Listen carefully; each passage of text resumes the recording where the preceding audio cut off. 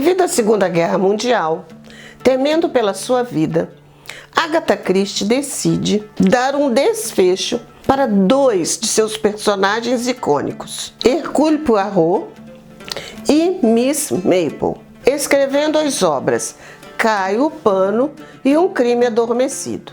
Estes dois livros ficaram guardados em um cofre de banco por muitos anos. Olá, sou Cristiane Azevedo, este é o canal Leitura de Abelha e trago para você o livro Um Crime Adormecido, de Agatha Christie.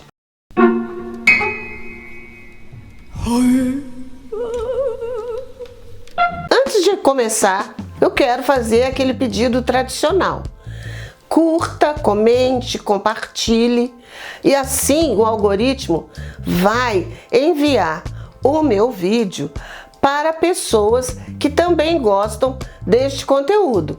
Livros, literatura, suspense, romance. Não custa nada e ajuda muito o canal.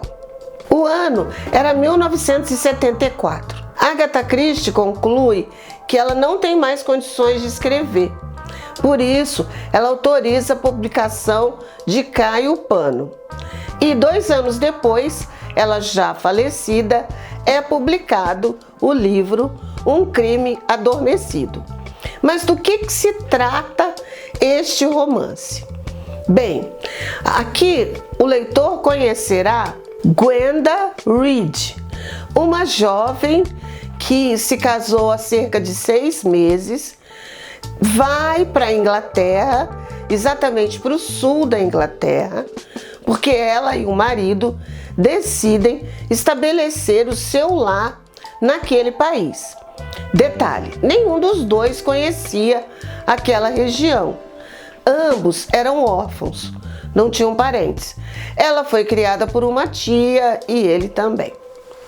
A profissão do marido da Gwenda exigia que ele se ausentasse muito de casa.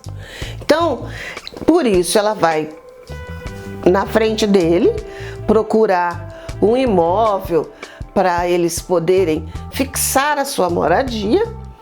Assim também, ela ocupa o seu tempo com as reformas e tudo mais, até que ele chega. E assim os dois fixarão suas raízes naquele lugar, o seu porto seguro. Ela se hospeda em um hotel, aluga um carro com motorista e começa a visitar os imóveis que estão à venda. Até que ela se depara com uma casa que toca fundo nela, que ela percebe que ali sim poderia ser um lar. A proprietária da casa está resfriada, começa a contar as histórias da vida dela, por que ela está vendendo a casa e tal. Enquanto a proprietária está falando, a Gwenda começa a observar os cômodos e ter uma sensação de familiaridade com aquele espaço. Por exemplo, ela entra num cômodo e ela tem a sensação que ali seria um perfeito para colocar determinado papel de parede. Ela tem a sensação de que ela conhece aquele espaço, coisa absurda, porque aparentemente ela nunca esteve naquela região. Durante a visita, ela também tem um pressentimento ruim, e pergunta para a proprietária se aquela casa é assombrada, se alguém morreu naquele imóvel. Aí a mulher responde indignada que não, se foi alguma fofoca. Bem, mas ela compra o imóvel.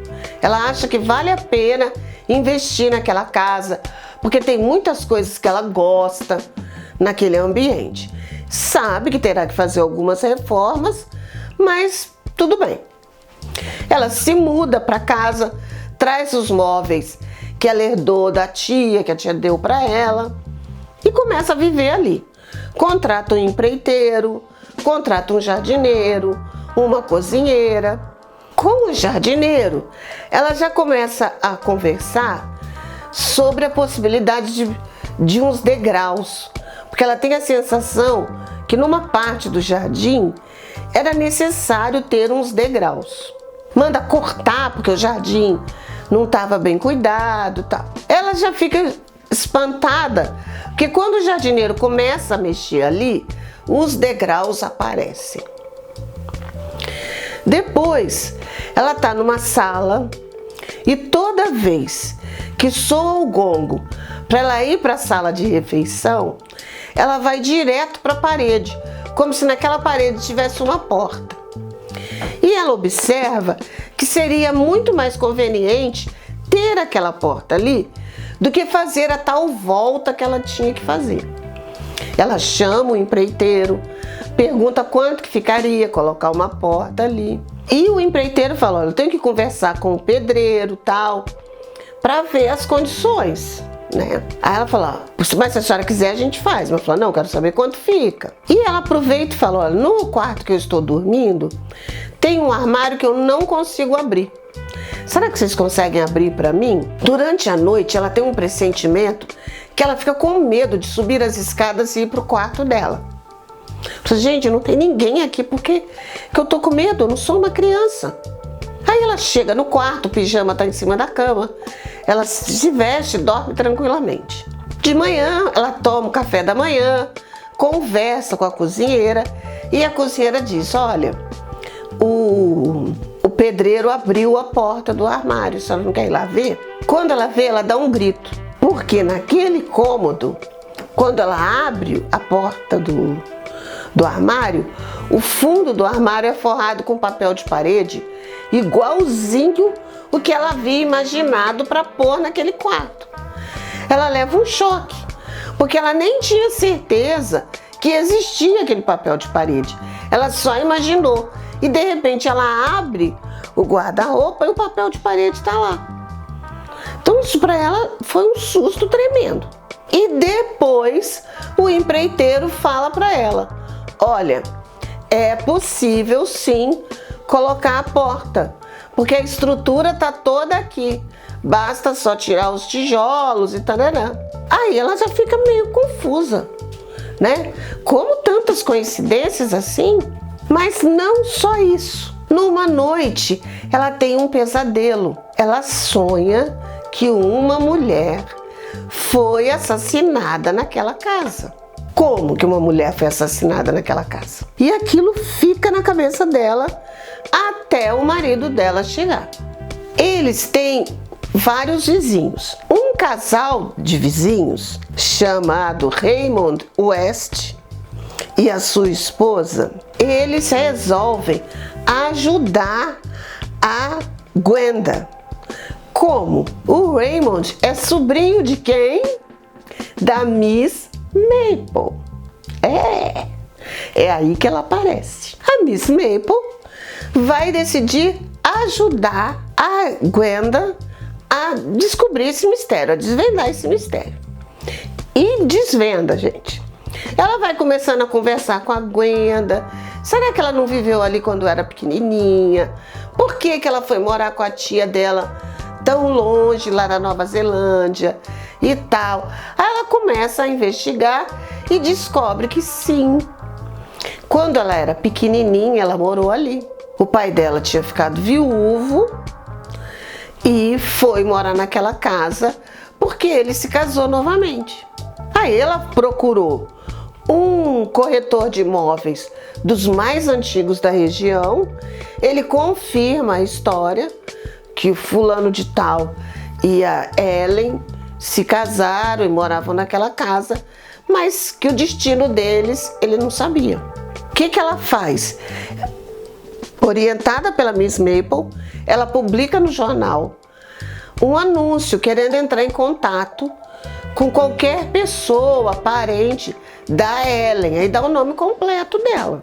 Aparece então o irmão da Ellen e ele começa a contar que a Ellen foi casada com o pai da Gwenda, ela abandonou o pai dela, foi viver com um outro homem. Porém, o pai da Gwenda achava que ele tinha matado a Ellen.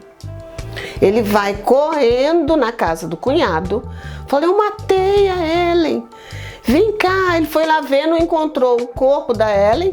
O que ele encontra é só uma carta dela, dizendo que sentia muito, mas que ela não tinha condições de manter aquele casamento e que ela ia fugir com o amor da vida dela. Confuso do jeito que ele estava, ele continuou insistindo que ele tinha matado a Ellen, que ele tinha visto o corpo dela e tudo mais. O pai da Gwenda foi internado num sanatório.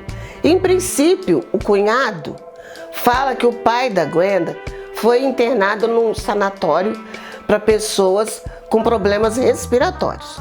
Mas depois ele assume, não, é um sanatório para pessoas com problemas mentais, porque ele insistia que tinha matado a Ellen. A Gwenda vai no sanatório visitar o pai dela.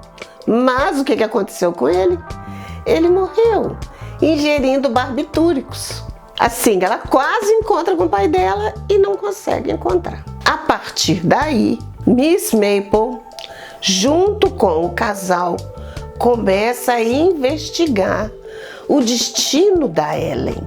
E aí, eu não vou continuar com a história, mas eles vão investigar os antigos namorados da Ellen, as pessoas que tinham contato com o casal, para descobrir, ela realmente fugiu? Porque ela deixou uma carta dizendo que tinha fugido, 6 meses depois mandou outra carta para o irmão e 6 meses depois outra carta. E silêncio total esses anos todos. Então fica o desafio para eles. É possível solucionar um crime ocorrido há 18 anos atrás? Agatha Christie vai dizer que sim, é possível. A história ela é bem construída ao estilo Agatha Christie, com muitos personagens. A gente tem que ficar anotando quem são eles, fazendo nossas apostas, quem que pode ser.